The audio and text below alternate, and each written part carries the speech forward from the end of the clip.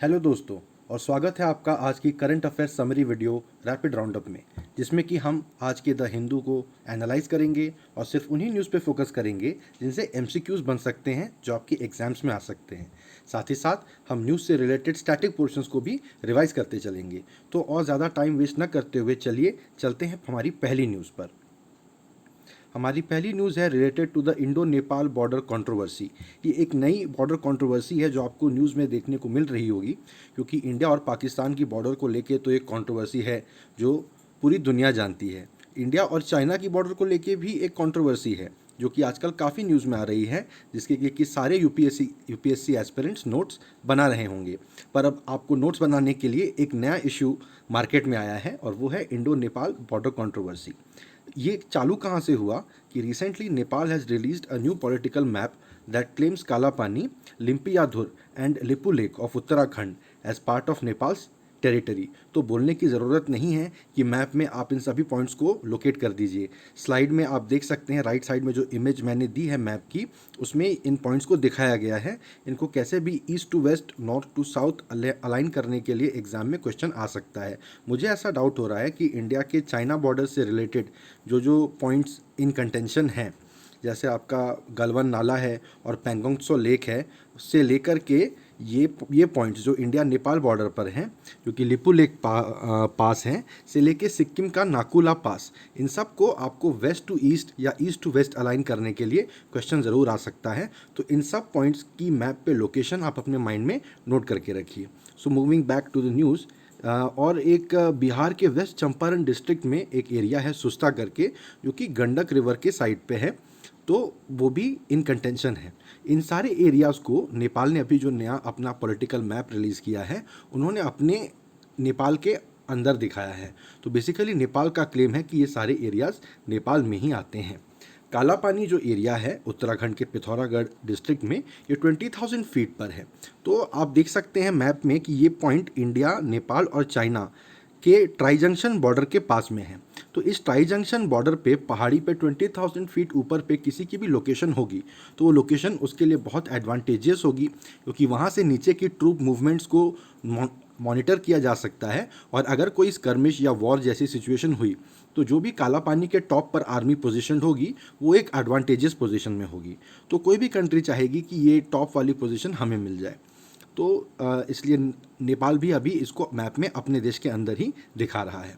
ये इशू शुरू कहाँ से हुआ, राइट नाउ न्यूज़ में कहाँ से आया कि राजनाथ सिंह जी ने एक मोटरेबल रोड इंडिया से मानसरोवर के लिए, जो कि लिपू लेक पास से होके गुजरती है, उसका उद्घाटन किया था, जिसको कि नेपाल ने स्ट्रांगली ऑब्जेक्ट किया, क्योंकि नेपाल का मानना है कि जो लिपू लेक पास का एरिया है that is under contention between India and Nepal, जिसको लेकर कि इंडिया और नेपाल के बीच में डिस्कशंस चल रहे हैं about removing the boundary dispute. ये इंडिया और नेपाल का जो बॉर्डर है वो 1816 के सगौली ट्रीटी के द्वारा इसको डिमार्केट किया गया था, जो कि 1816 में आप समझ सकते हैं Indian government was the east India company government of India and the Nepalese government, उन्होंने ये बॉर्डर डिमार्केट किया था इस एरिया का। और उन्होंने ऐसा बताया था कि जो काली रिवर है, काला पानी की जगह पर जो रिवर बहती है, उसके ईस्ट में दैट इज़ इंडिया और उसके वेस्ट में जो है वो नेपाल का एरिया माना जाएगा। तो बेसिकली ये रिवर ही इंडिया और नेपाल के बीच में बॉर्डर का काम करेगी। लेकिन काली रिवर का जो ओरिजिन है वो कहाँ से ओरिजिन हो रहा है, वो पॉइंट उस समय ध्यान में नहीं लाया गया था, उसको लेके डिस्कशन नहीं किया गया था। तो वो उस पॉइंट को लेके इंडिया और नेपाल के बीच में अभी कंट्रोवर्सी चल रही है। वैसे अप अनटिल 1998 तक नेपाल ने ये इस एरिया में हमारा एरिया है या काला पानी हमारे देश में आता है, ऐसा मुद्दा उन्होंने उठाया नहीं था। So they have picked up this issue quite late in the day, ऐसा बोल सकते हैं। इसमें इंडिया का जो स्टैंड है, तो इंडिया बता रहा है कि लिपू लेक पास के बाद से काली रिवर का ओरिजिन होता है और सगौली टीटी उस ओरिजिन वाले पॉइंट को डिमार्केट नहीं करती है। और जो एडमिनिस्ट्रेटिव और रेवेन्यू रिकॉर्ड्स हैं 19th सेंचुरी के, वो बताते हैं कि काला पानी हमेशा से इंडियन साइड पर ही माना गया है। मतलब आप समझिए रेवेन्यू रिकॉर्ड्स में क्या बताया जाएगा कि कहाँ से भारत सरकार टैक्स कलेक्ट कर रही है और कहाँ के एरिया में किसको पट्टा दिया जा रहा है, कहाँ पर किसको एडमिनिस्ट्रेटिव ऑफिसर, समझिए तहसीलदार नियुक्त किया जा रहा है, इस तरह के रिकॉर्ड्स। तो अगर 19th सेंचुरी के जो रिकॉर्ड्स हैं वो ये बताते हैं कि उस समय इंडिया वहाँ से टैक्स कलेक्ट कर रहा था, तो भाई आपको मान के चलना चाहिए कि वो एरिया उस समय से इंडिया के एडमिनिस्ट्रेटिव कंट्रोल में है। तो यानी वो एरिया हमेशा से इंडिया का ही हिस्सा रहा है। तो नेपाल जो ये इशू उठा रहा है, इंडिया के हिसाब से this issue does not hold any water. Hold any water एक फ्रेज़ है जो यूज़ किया जाता है, कहते हैं कि बात में दम नहीं है, तो उसको इंग्लिश में कहते हैं डजंट होल्ड एनी वाटर। आप अपनी आंसर राइटिंग वगैरह में इसको यूज़ कर सकते हैं। जो इंग्लिश फ्रेजेस कलेक्ट करते हैं वो इसका एक नोट बना सकते हैं। तो ये मामला उठ क्यों रहा है अभी अचानक से? तो इसमें देखिए एक पॉइंट जो आज के द हिंदू में आया है, the curious case of KP Sharma Oli. KP Sharma Oli Nepal के प्राइम मिनिस्टर हैं करेंटली। तो 2015 के पहले अगर नेपाल में आप किसी को भी पूछते कि सबसे ज़्यादा प्रो इंडिया पॉलिटिशियन कौन है, तो वो केपी शर्मा ओली का ही नाम लेता। कई महत्वपूर्ण मुद्दों पे केपी शर्मा ओली जी ने अपनी कम्युनिस्ट पार्टी ऑफ नेपाल के अगेंस्ट जाकर भी गवर्नमेंट ऑफ इंडिया का साथ दिया था। वो हमेशा से प्रो इंडिया लीडर एक माने जाते हैं। पर जब 2015 में एक ब्लॉकेड हो गया था इंडियन बॉर्डर पे, इंडियन गवर्नमेंट का कहना है कि मधेसी प्रोटेस्टर्स जो कि नेपाल के बन रहे नए कॉन्स्टिट्यूशन से खुश नहीं थे, उन्होंने इंडिया और नेपाल का border area, border roads Bihar के तरफ क्लोज़ कर दिए थे। तो नेपाल में कई एसेंशियल कमोडिटीज़ जो कि इंडिया से ही जाती हैं, वो उनकी शॉर्टेज हो गई थी, उनकी क्राइसिस हो गई थी। तो उस समय लेकिन क्या हुआ कि China came forward to help Nepal, और उन्होंने बोला कि ठीक है, आपको सामान की क्राइसिस हो रही है, इंडिया के बॉर्डर पे ब्लॉकेड हो गया, हम आपको देंगे। लेकिन चाइना, जैसा कि आपको पता है, बिना बदले में कुछ लिए, बिना अपना पाउंड ऑफ फ्लैश लिए कुछ किसी के लिए करता नहीं है। तब से चाइना जो है नेपाल में लिटरली एंड फिगरेटिवली इनरोड्स बना रहा है। और चाइना चाहता है कि नेपाल और इंडिया का एक ओपन बॉर्डर है, एक बहुत ही लार्ज बॉर्डर है, कैसे भी करके अगर नेपाल चाइना के इन्फ्लुएंस में आ जाए तो चाइना का जो एक ऑब्जेक्टिव है इंडिया को ऑक्यूपाइड रखना, इंडिया को डिस्टर्ब करके रखना, वो चाइना अपने ऑब्जेक्टिव में कामयाब हो जाएगा। तो इसलिए उस समय से केपी शर्मा ओली, और वैसे भी वो उनकी जो नेपालीज़ गवर्नमेंट है वो कम्युनिस्ट पार्टी की गवर्नमेंट है। तो किसी भी कम्युनिस्ट गवर्नमेंट का, जो भी राजनीति को थोड़ा जानते समझते हैं, वो ये समझ सकते हैं कि किसी भी कम्युनिस्ट गवर्नमेंट का एक नेचुरल झुकाव टुवर्ड्स चाइना होना लाजमी है। तो और प्लस ये एक इशू भी हो गया जिसमें कि नेपाली लोगों को लगता है कि गवर्नमेंट ऑफ इंडिया ने उनको नेपाल को फोर्स करने के लिए, उन पे दबाव बनाने के लिए कि अपने नए कॉन्स्टिट्यूशन में मधेसियों और इंडिया के इंटरेस्ट को और ज़्यादा रिप्रेजेंट करें, इसके लिए इंडिया ने उन्हें आर्म ट्विस्ट किया, ऐसा नेपाली लोगों का मानना है। और 2015 में ये ब्लॉकेड किया था। तो तब से केपी शर्मा ओली और फ्रैंकली स्पीकिंग नेपाल की जनता का भी एक काफ़ी बड़ा हिस्सा प्रो चाइना हो गया, इंडिया से थोड़ा दूर चले गया। तो इसलिए इंडिया का अभी, इंडिया में जो हमारे पुराने नेपाल की तरफ एम्बेसडर थे, जो सीजन डिप्लोमेट्स हैं, उन सब के स्टेटमेंट्स द हिंदू के आर्टिकल में आए हैं। तो उन सब का मानना है कि करंटली ये जो कंट्रोवर्सी हो रही है, जो क्राइसिस हो रही है, ये चाइना की तरफ से स्पॉन्सर्ड है। इसमें नेपाल का उतना अपना खुद का कोई कंटेंशन नहीं है। Moving on to the next news, SpaceX, जो कि इलॉन मस्क, जिनका नाम आप काफ़ी न्यूज़ में सुनते होंगे, उनके द्वारा बनाई गई एक privately owned space travelling company है। तो उन्होंने एक बहुत बड़ी उनकी तरफ से अचीवमेंट की न्यूज़ आई है कि उन्होंने अपने एयरक्राफ्ट से, जिसका कि नाम ड्रैगन एयरक्राफ्ट रखा था उन्होंने, तो अपने ड्रैगन एयरक्राफ्ट से 2 एस्ट्रोनॉट्स को न सिर्फ अंतरिक्ष में लॉन्च किया है, बल्कि उनको इंटरनेशनल स्पेस स्टेशन, जो अर्थ की ऑर्बिट में घूम रहा है, उसमें जाके डॉक भी कर दिया है।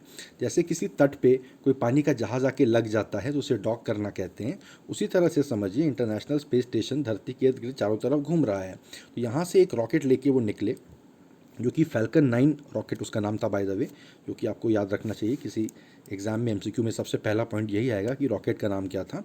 तो उस पर लेकर उन्होंने 2 एस्ट्रोनॉट्स को लेके गए, एक ऑलरेडी अर्थ की ऑर्बिट में जो इंटरनेशनल स्पेस स्टेशन घूम रहा है उसके साइड पे जाके डॉक कर दिया। तो आप समझ सकते हैं इसके लिए कितनी ज़्यादा टेक्नोलॉजिकल कैपेबिलिटी चाहिए। न सिर्फ आप एक रॉकेट स्पेस में फायर कर दिए, बल्कि एक ऑलरेडी घूम रहे ऑब्जेक्ट के साइड पे, जहाँ पर जाके आपको अलाइन करना पड़ेगा, काफ़ी एग्जैक्ट पोजीशन पे ही जाके आपको वहाँ पे उसके साथ जुड़ना पड़ेगा, जिससे कि लोग इससे आपके व्हीकल से निकल के इंटरनेशनल स्पेस स्टेशन में जाकर अंदर जाएंगे। उसमें उन्होंने जाकर डॉक करवा दिया है, and thus they became the first private company to launch people into orbit. आज तक सिर्फ 3 ही देश हैं, यूएस, अर्स्टवाइल सोवियत यूनियन और चाइना, जिन्होंने कि अपने रॉकेट से लोगों को स्पेस में भेजा है। उसके बाद चौथा कोई देश नहीं बना, चौथी ये एक प्राइवेट कंपनी बनी है, जो कि दुनिया की पहली प्राइवेट कंपनी है जिसने कि इंसानों को अर्थ के ऑर्बिट में भेजा है। इसके बाजू में मैंने इलॉन मस्क का एक कोट भी यहाँ पे दिया हुआ है, जिसमें वो कहते हैं कि I think it is possible for ordinary people to choose to be extraordinary. उनका कहना है कि जो एक्स्ट्रॉर्डनरी लोग हैं उन्होंने ये चुनाव किया है कॉन्शियसली कि हम एक्स्ट्रॉर्डनरी कुछ करेंगे, हम कोई एक्स्ट्रॉर्डनरी इंसान बनेंगे। तो इस वजह से वो एक्स्ट्रॉर्डनरी इंसान बन गए, वरना वो भी ऑर्डिनरी इंसान ही थे। तो आप सबके मोटिवेशन के लिए ये पॉइंट काफ़ी अहम है। आप इसको भी सेव करके अपने सेलफोन का वॉलपेपर बना के या ऐसे कहीं रख सकते हैं। Moving on to the next news. Next news में हेयर इज़ दिस पर्सन, ये ऑर्गेनिक फार्मर हैं फ्रॉम तेलंगाना। इनका नाम है चिंतला वेंकटा रेड्डी। इनका नाम आपको याद रखना चाहिए, किसी न किसी एग्ज़ाम में ज़रूर पूछा जाएगा। चिंतला वेंकटा रेड्डी एक पद्मश्री अवार्ड विनर हैं। ये किसान हैं, ये ऑर्गेनिक फार्मिंग करते हैं, उसमें नए नए तरीके ईजाद करते हैं कि कैसे बिना पेस्टिसाइड्स के, बिना इंसेक्टिसाइड्स के, बिना केमिकल फर्टिलाइज़र्स के बहुत अच्छी फसल उगाई जाए, बहुत अच्छी खेती की जाए। और इसका रिकग्निशन देते हुए भारत सरकार ने उन्हें पद्मश्री अवार्ड दिया है। मुझे तो याद नहीं है इसके पहले कब किसी किसान को पद्मश्री दिया हो खेती करने के लिए। तो ये बहुत बड़ी इनकी अचीवमेंट है। इसको आपको, इसलिए आपको इनका नाम याद रहना चाहिए। और he is the first independent farmer to hold an international patent. तो भारत के वो अकेले एक फार्मर हैं, पहले फार्मर हैं, उनके नाम पे अंतर्राष्ट्रीय पेटेंट है, कॉपीराइट। उन्होंने कोई तरीका ईजाद किया है जिसके के लिए उन्हें अंतर्राष्ट्रीय पेटेंट दिया गया है कि ये तरीका, इस तरीके से खेती अगर कोई और करेगा तो उन्हें इनसे अनुमति लेनी पड़ेगी और इनके द्वारा तय की गई रॉयल्टी इन्हें देनी पड़ेगी।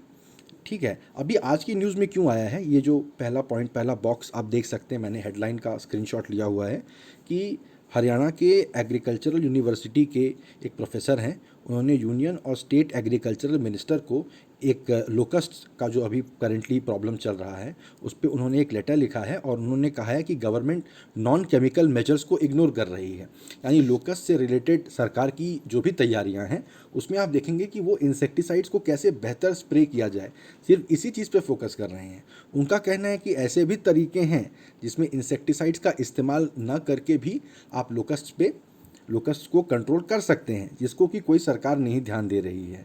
अगर आपने हमारी कल और परसों की वीडियो देखी होगी तो आपने देखा होगा, उसमें मैंने बताया था कि ऑर्गेनोफॉस्फेट्स उस तरह के इंसेक्टिसाइड्स हैं, वो क्लास है इंसेक्टिसाइड्स की जिसका कि यूज़ लोकस्ट को कंट्रोल करने में किया जाता है, जो एक पर्टिकुलर एंजाइम को इनहिबिट कर देते हैं जिससे कि लोकस्ट की मौत हो जाती है। लेकिन इसी वजह से ये इंसानों के लिए भी काफ़ी डेंजरस हो जाता है और इंसान इसकी तरफ एक्सपोज होंगे तो वो भी बीमार पड़ेंगे। तो अगर कोई और तरीका है जिससे कि इंसानों को अफेक्ट बिना हुए लोकस्ट कंट्रोल किए जाएँ तो क्यों ना उस तरीके का इस्तेमाल किया जाए। ऐसा एक तरीका चिंतला वेंकटा रेड्डी साहब ने निकाला है अपने एरिया में, तेलंगाना में। वो क्या करते हैं, जो ज़मीन की मिट्टी है उसी को वो पानी में मिला के अपने क्रॉप्स के ऊपर स्प्रे कर देते हैं। इस वजह से क्या होता है, जो ग्रासहॉपर्स आते हैं वो पत्तियों को खा नहीं पाते क्योंकि वो मिट्टी पचा नहीं सकते। तो अगर वो खाएंगे भी तो वो मर जाएंगे, उनके पेट में मिट्टी बिल्डअप हो जाएगी, क्ले बिल्डअप हो जाएगा और वो आगे प्रजनन नहीं कर पाएंगे, अपनी जनरेशन बढ़ा नहीं पाएंगे, तो उनकी तादाद बढ़ नहीं पाएगी। ये जो पर्टिकुलर लोकस्ट की स्पीशीज़ हमारे यहाँ पर प्रॉब्लम क्रिएट कर रही है उसका साइंटिफिक नेम है स्किस्टोसेरा ग्रेगेरिया। ग्रेगेरिया इंग्लिश के ग्रेगेरियस, यानी बहुत खाता है, बहुत तेज़ी से फैलता है, बहुत आउटगोइंग है, इस तरह के शब्द से आ रहा है। तो आप समझ सकते हैं कि इस ग्रास हॉपर की प्रॉब्लम यही है कि वो बहुत जल्दी अपनी तादाद बढ़ाते हैं और इस वजह से उनका जो जीनस नेम भी ग्रेगेरिया रखा गया है। ठीक है, तो ये न्यूज़ है आज की। Moving on to the next news, RT lab based test for कोविड-19। ये जो हेडलाइन है द हिंदू की वो है, देखिए, टाटा सन्स श्री चित्रा इंस्टीट्यूट के साथ मिलकर नए टेस्ट किट्स बनाने के लिए तैयार हो रहे हैं जो कि फटाफट रिजल्ट्स देंगे और ये एक ज़्यादा रिलायबल मेथड माना जा रहा है कोविड-19 की टेस्टिंग का as compare to RT PCR. RT PCR के बारे में 28 या 29 मई की वीडियो में हमने बात की थी। ये पॉलीमरेज चेन रिएक्शन, आरटी मतलब real time polymerase chain reaction method से टेस्ट किया जा रहा है कोविड-19 का आजकल। और ये बता रहे हैं कि जो आरटी लैम्प मेथड है, आरटी लैम्प क्या है, reverse transcription loop mediated amplification. इसके ज़रिए ये सारे पॉइंट्स, ये जो कीवर्ड्स बन रहे हैं, पॉलीमरेज चेन रिएक्शन और लूप मीडिएटेड एम्प्लीफिकेशन, ये सारे पॉइंट्स आपके लिए इंपॉर्टेंट हो जाते हैं कि अपनी बायो की बुक से आप जाकर इन सबको नोट बनाएं, इन पे एमसीक्यूज़ ज़रूर से पूछे जाएंगे। ये इस स्लाइड में जितने टर्म्स मेंशन किए हुए हैं उसमें से एक क्वेश्चन आप मान के चलिए आएगा ही आएगा। यहाँ पर न्यूज़ ये है कि Shri Chitra Tirunal institute for medical sciences and technology Trivandrum, ये समझ में आ रहा है कि ये एक मेडिकल कॉलेज है। इसके साथ टाटा सन्स मिलके नए टेस्ट किट बनाने वाले हैं। इन्हीं के साथ जाके टाटा सन्स क्यों बना रहे हैं, तो टाटा सन्स जो ग्रुप है, जो बिजनेस ग्रुप है टाटा सन्स, अगर आपको नहीं पता हो तो ये वो होल्डिंग कंपनी है जो कि टाटा के जितने बिजनेसेस हैं इंडिया में उन सब की मालिक है, आप समझिए। तो टाटा ग्रुप की बहुत सारी कंपनीज़ हैं, उसमें टाटास का कहीं कम शेयर है, कहीं ज़्यादा शेयर है, कहीं पूरे पूरे वही मालिक हैं। पर इन सब कंपनीज़ में वो अपनी मालकियत सिर्फ टाटा सन्स कंपनी के ज़रिए उनकी मालकियत है। होल्डिंग कंपनी क्या होती है ये भी आप जाकर एक बार सर्च कर लीजिए और उसका भी नोट बना लीजिए अगर आपको नहीं पता है तो उन्होंने CSIR institute of genomics and biology, तो CSIR गवर्नमेंट की जो इंस्टीट्यूशन है, council for scientific investigation and research, तो उसके साथ टाटा सन्स का टाई अप हुआ है और वो उन्होंने ये अग्रीमेंट किया है कि हम ऐसे टेस्ट किट्स बनाएंगे। तो पॉइंट यहाँ पर आता है RT लैम्प का। RT lamp is a one step nucleic acid amplification method that is use to diagnose infectious disease cause by bacteria और वायरसेस। अब आप देखिए थोड़ा सा अगर हम खुद ही दिमाग लगाएं इस प्रोसेस में कि न्यूक्लिक एसिड एम्पलीफिकेशन करता है एक स्टेप में। एम्पलीफिकेशन यानी बढ़ाना। कहीं भी पार्टी वगैरह में आप जाते होंगे, साउंड बॉक्स के साथ एम्पलीफायर होता है जो साउंड को एम्पलीफाई करता है। तो यहीं पर आप देखेंगे कि न्यूक्लिक एसिड जो जेनेटिक मटेरियल है उसको एम्पलीफाई कर देगा। मतलब किसी भी पेशेंट से हम थोड़ा सा सैंपल लेंगे, उस सैंपल में थोड़े से वायरस प्रेजेंट होंगे। Viruses are nothing but genetic material, उसमें सिर्फ न्यूक्लिक एसिड होता है, या तो DNA होता है या RNA होता है। उस न्यूक्लिक एसिड को वो एम्पलीफाई कर देगा, यानी तुरंत डिवाइड कर करके बहुत सारा बना देगा। और ये जो मेथड है लूप मीडिएटेड एम्पलीफिकेशन, इसके ज़रिए हम लोग चेक कर लेंगे कि वायरस है या नहीं है। इतना ही तो देखना है कि पर्टिकुलर जिस वायरस को हम सर्च कर रहे हैं वो वायरस पेशेंट में मौजूद है कि नहीं है, और ये तुरंत रिजल्ट दे देगा कि हाँ भाई पेशेंट पॉजिटिव है कि नहीं है। ठीक है, ये जो मेथड है क्रिस्पर बेस्ड टेस्ट किट बोला जाता है। क्रिस्पर Cas9 ये पॉइंट था जो कि लास्ट ईयर UPSC के लिए बहुत इंपॉर्टेंट माना जा रहा था, last year and last to last year. तो इसको भी आपको गूगल करके देखना चाहिए कि ये क्या पॉइंट है और इसकी डेफिनेशन नोट करके रखनी चाहिए। तो CRISPR, RT lamp, RT-PCR, nucleic acid क्या होता है, और वायरसेस के बारे में इन जनरल। तो वायरस का ही इतना बड़ा मुद्दा चल रहा है, पूरी दुनिया को घेर रखा है एक वायरस ने। तो वायरस पे तो जितना पढ़ सकें आपको पढ़ के रखना ही चाहिए। ज़रूर से पता नहीं कितने क्वेश्चन आ जाएंगे इस बार, तो मेंस में वायरस पे क्वेश्चन आएगा मुझे लग रहा है। चलिए moving on to the next news. This is related to our biodiversity watch कि गल्फ ऑफ मन्नार में एक रेयर स्कॉर्पियन फिश मिली है। Central marine fisheries research institute ने on the Sethukarai coast of the gulf of Mannar ये band tail scorpion fish discover की है। इसका नाम है स्कॉर्पियोनेप्सिस नेग्लेक्टा। इसका जीनस नेम, कोई भी साइंटिफिक नेम आप देखते हैं तो आप 2 सेकंड सोचना चाहिए कि अरे ये कैसा नाम है, कैसा अजीब सा नाम है, क्या इसका मतलब हो सकता है। तो उससे आपके दिमाग में सेट हो जाएगा। किसी भी MCQ में अगर 4 ऑप्शन दे देगा कि क्या नाम है, तो वो पर्टिकुलर नाम देखते ही आपको दिमाग में स्ट्राइक करेगा कि अरे मैंने तो पढ़ा था इसके बारे में। तो आप देखिए जीनस नेम है नेग्लेक्टा।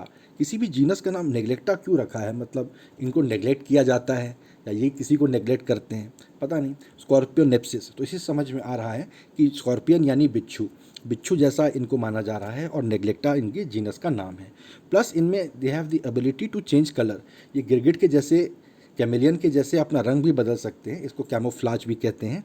कुछ जिन एनिमल्स में ये कैपेबिलिटी होती है, they are called animals that are able to do camouflage. तो कैमोफ्लाज भी कर सकता है, और इसके पास एक न्यूरोटॉक्सिक वेनम भी होता है। तो ये तो किसी को अटैक कर ही सकता है, और इसको खाने से ये डेडली भी हो जा सकता है।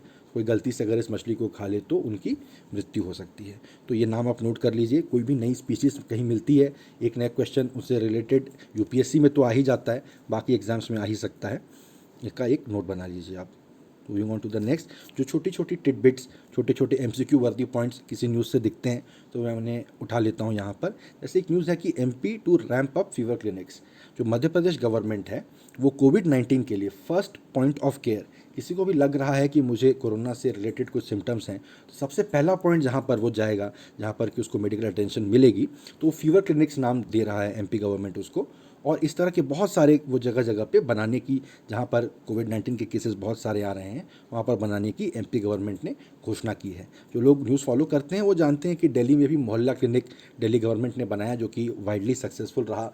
बहुत सारी international agencies, international newspapers like the Washington Post, और international authorities like mister Kofi Annan, जो कि पहले यूनाइटेड नेशंस जनरल असेंबली के सेक्रेटरी जनरल रह चुके हैं, तो उन सब लोगों ने उन मोहल्ला क्लिनिक्स की बहुत तारीफ़ की है। तो लग रहा है उसी मॉडल को मध्य प्रदेश गवर्नमेंट अब सोच रही है कि हम कोरोना से लड़ने के लिए इस्तेमाल कर सकते हैं, कि एक छोटा क्लिनिक हो जहाँ पे कि कोई प्राइवेट डॉक्टर हो जिसकी कि गवर्नमेंट के साथ टाई अप हो, कि गवर्नमेंट उसे पैसे देगी, आप पेशेंट्स को डील करिए, हमें अपना अस्पताल नहीं खोलना पड़ेगा, हमें एक इंसान हायर करके वहाँ भेजना नहीं पड़ेगा, आप ही देख लो और पर पेशेंट पैसा हम आपको दे देंगे।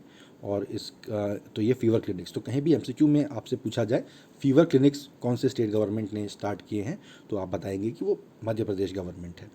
दूसरा जो छोटा इंपॉर्टेंट पॉइंट है वो है पाकिस्तान हाई कमीशन के 2 स्टाफर्स को जासूसी के जुर्म में पकड़ा गया और उन्हें 24 घंटे में देश छोड़ने के लिए कह दिया गया।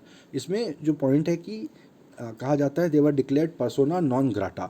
इस टर्म की डेफिनेशन आपको देख के रखनी चाहिए। ये लैटिन का टर्म है, ऐसे देखकर ही थोड़ा सा दिमाग लगाने से ही समझ में आ रहा है कि पर्सोना नॉन ग्राटा यानी who is not granted, person who is not granted, उसको कोई ग्रांट नहीं है कि वो यहाँ पे रह सके। बेसिकली किसी को भी किसी एरिया में बोल देंगे यहाँ आप नहीं आ सकते हैं, तो उसको कह देंगे कि he is the persona non grata here. Sikkim में और इस तरह के नॉर्थ ईस्ट में कुछ लोग हैं, नॉर्थ ईस्ट के कुछ एरियाज़ हैं जहाँ कुछ लोगों को पर्सोना नॉन ग्राटा डिक्लेयर कर दिया जाता है कि आप भाई वहाँ नहीं जा सकते। तो पर्सोना नॉन ग्राटा ये टर्म है, ज़रूर से एमसीक्यू में आ सकता है, आपको उसकी डेफिनेशन पता होनी चाहिए। और एक छोटा सा पॉइंट है, यूपीएससी में तो मुझे नहीं लगता आएगा, पर बाकी एग्जाम्स में आ सकता है। आर श्रीलेखा, आर श्रीलेखा नाम है इन आईपीएस ऑफिसर का जो कि केरला की डीजीपी बनी है। तो she is the first woman DGP of Kerala, और उन्होंने डीजीपी तो बनी है और उनको हेड डिपार्टमेंट दिया गया है, head of fire and rescue services. तो R Sreelekha became the first woman DGP of Kerala. ये भी आप इनका नाम भी नोट करके रख सकते हैं। तो थैंक यू गाइज, ये आज की वीडियो थी। I have try to keep it short कि आपको करंट अफेयर्स के रिवीजन में जैसे जैसे एग्जाम्स नज़दीक आते जा रहे हैं तो करंट अफेयर्स के रिवीजन में आपको कोई दिक्कत ना हो और ज़्यादा टाइम आपका ना जाए। तो जितने एमसीक्यू वर्दी पॉइंट्स थे और एग्ज़ाम से प्रीलिम्स में आ सकने वाले जितने क्वेश्चंस थे और जो न्यूज़ थी वो सब के सब मैंने कवर कर दी हैं। तो प्लीज़ आप लाइक करिए, शेयर करिए और सब्सक्राइब करिए और मुझे बताइए कि आपको क्या पसंद आ रहा है, क्या पसंद नहीं आ रहा है। ये मेरा नया चैनल है, मेरा नया इनिशिएटिव है जिसके ज़रिए करंट के थ्रू स्टैटिक पोर्शन का रिवीजन मैं आप सबको डेली करवा रहा हूँ। प्लस मेरे चैनल पे बहुत जल्द आप देखेंगे और भी बहुत सारी यूपीएससी और अलग एग्ज़ाम्स के प्रिपरेशन की वीडियोस आएंगी। आप अपने फ्रेंड्स के साथ मेरे चैनल का लिंक शेयर करिए और मुझे भी बताइए कि आपको क्या पसंद आ रहा है और आप और क्या देखना चाहेंगे। तो thank you guys and see you tomorrow.